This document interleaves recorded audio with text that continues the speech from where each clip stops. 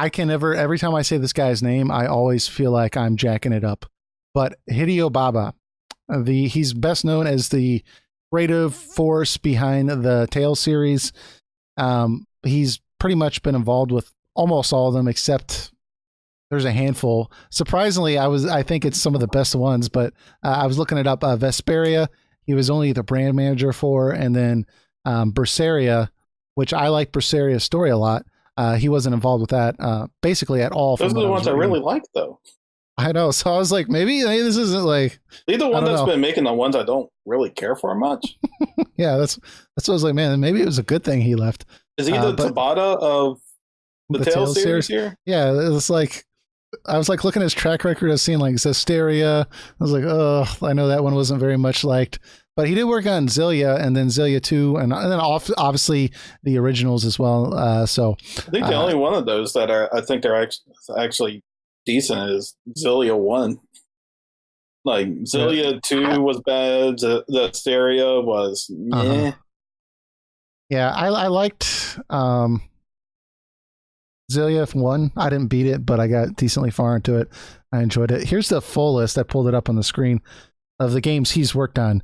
So here's all of them. It's not that many, but Tales of Destiny, Tales of Innocence, Tales of Destiny Director's Cut, Tales of Vesperia. He was the brand manager. He was not the director or producer. The other games he was producer director. Tales of Hearts, Tales of Graces, Tales of Graces F, Tales of Zillia, Zillia 2, and Zestiria. Then Tales of Symphonia, Dawn of the New World, Tales of the World, Tales of the I don't know, Tales of the Heroes, Twin Brave. Anyways, so I don't know. He wasn't a creative force on Tales of Vesperia, and I liked Berseria, so I thought he worked on Symphonia, Abyss, and Vesperia. I guess I'm wrong.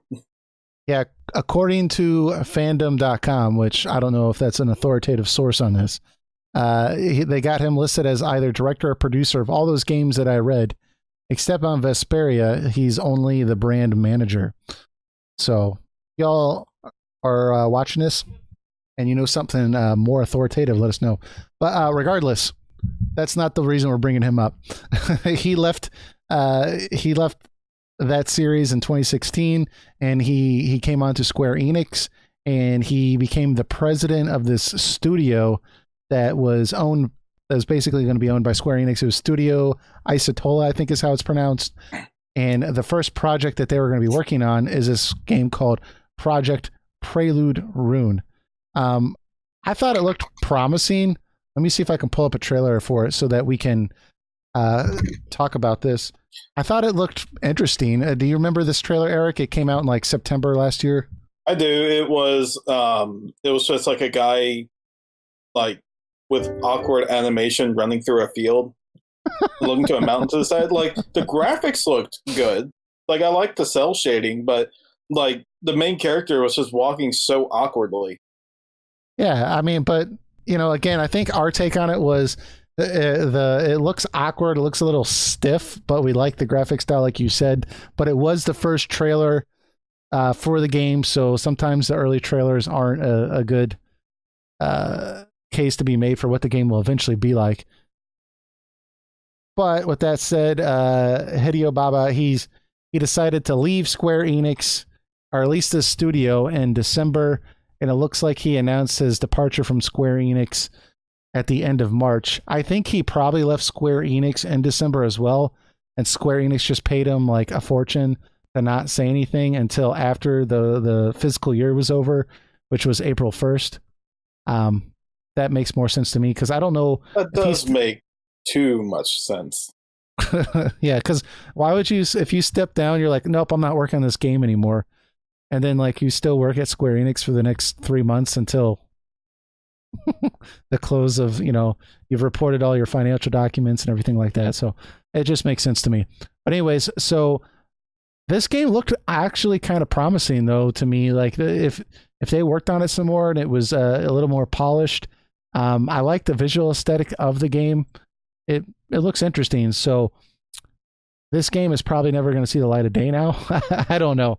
I mean, I don't know. Do you think they're going to have a different director work on this game, or they've probably put money into it already, and that doesn't Yeah, that makes me think they're just going to make a cash grab out of it and just put minimal resources into it just to get some sales and try to recoup costs. Let me ask though, how much does it suck working at Square Enix if you leave like midway through your first project? Well, yeah, like look at that. Then Tabata just left after they gave him his own studio. Um, must not be a very good place to work, unless you're like Katase or something. Where I'm pretty sure Katase and Nomura just it would be painful to Square Enix if they left, so they just let them do whatever they want. I mean, we've talked about it before. I mean, Square Enix is just, and it's pretty obvious there's mismanagement happening over there, and maybe Hideo Baba just jumped off before things got too heated. Maybe Project Rune isn't what he visioned, or he's not getting enough like resources to make it a great game. Because even saw from that awkward animation that's like there's no motion capture for that stuff, which is not uncommon. But just saying, like it looked like something like PS2 level type deal there. It didn't feel natural. Just from that trailer alone. But that's just the trailer. I can't say what the actual game would be like, but I don't know. I wasn't even really paying attention in this one, just after just being disappointed with Tales games. Like Rosaria was like the best one that came out in years, and even then I don't think it holds a candle to games like Vesperia and then Abyss. Mm-hmm. But it was a step up. It was a step in the right direction, but I didn't really care about Hideo Baba as a director anymore. But that's at the time when I thought he did Abyss and Vesperia. I'm like, what happened, man? What happened to your groove? And maybe he just got burnt out making so many games. Yeah, like that. Now that turned out it wasn't your groove at all. That's a different one. You were actually part of the problem. Yeah. But so I don't know. His official tweet says, accompanying the change in Studio ISA, I think I was pronouncing it wrong, Istolia. So Studio Tolia's management policies. I have resigned as the company's president as of the end of December 2018 and resigned from Square Enix as the end of March 2019. Baba said in a press release, thank you again to Square Enix Group for giving me a variety of experience. I will continue to support everyone from behind the scenes, and I sincerely hope for the future growth of Square Enix Group. So, yeah, apparently he's just citing a change in the management policies. That's a little weird if you're the president of the studio. Like, so obviously he's basically saying, yeah, like Square Enix is the problem. It seems like to me. So I don't know. I feel like two scenarios are going to come out of it. Well, three. I'll give it three. One is they decide to release the game or finish it, and it's might be a mediocre slog game that people will be like, don't waste your $60 on. Two, they cancel it. Or three, they get someone who's passionate enough to make the game work, and it may actually turn out being good.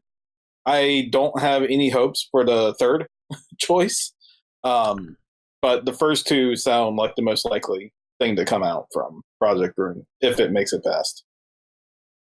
Yeah, I think I totally agree with your assessment on that. It's just I guess there's part of me that just thinks like this game is just going to get canned because like this whole studio in which this game was developed under was like an incentive for him to come to Square Enix, right? Like it's like, hey, you're this well-known person, like come over here, we'll give you all these resources, we'll give you your own team, you can do whatever you want. And he left Bandai Namco and joined Square Enix for the sole purpose to work on this game, right? And to like run his own studio. So now that he's left, is this studio still going to be a thing? Or I wonder, is Square Enix going to just collapse that and have it like merge into some other studio that they own? Or like how is this going to work? Because I mean, it's kind of like Tabata's studio that they formed. Like Tabata's going to have his own studio and he was going to lead it, and then Tabata like quit like 4 months later. It's like, does that studio still exist? Like, what do they do? You know, and then what do they do with the projects that these people were working on? The fact that we got a trailer though, and people know about this game, I feel like they have to do something with it. So Maybe he was like, okay, so if we do this amount of development work each day, we can probably get this game done in about less than 2 years. About that, I think that'd be a good range. And like, just like Square Enix, like upper management is like, yeah, is there any way you can just stretch that development time out to at least 8 years? yeah, we need 8 years. Sounds good. That would be 8 years sounds productive. great. Don't worry, we'll release a trailer now, but you can't say a thing about it until that last eighth year. 8 years is better than 10 years, so they'll think we're showing improvement, but it's still comfortable speed for us. Yeah. So make like an asset to your game, like one asset, like a drawer or something inside of a house. Take the week off, then come back and make another asset. Yeah, do something like that. And he's just like, oh, how about this? How about I quit in December, but I don't actually leave the company till the end of March. Yeah.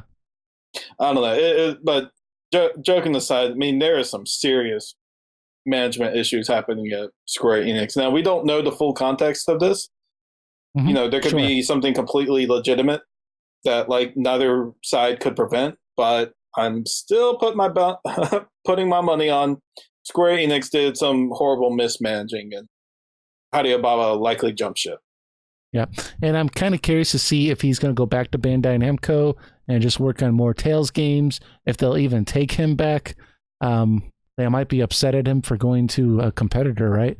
That might be a thing. I don't know. Maybe he's got a better offer elsewhere. We don't know. So, or maybe we'll see him on Kickstarter. Yeah, I made my own company. Maybe he'll just make mobile games like Sakaguchi and make everyone mad. That's a possibility too. So we'll have to keep following this, but unfortunately, Project Prelude Rune does not look like it's in good shape.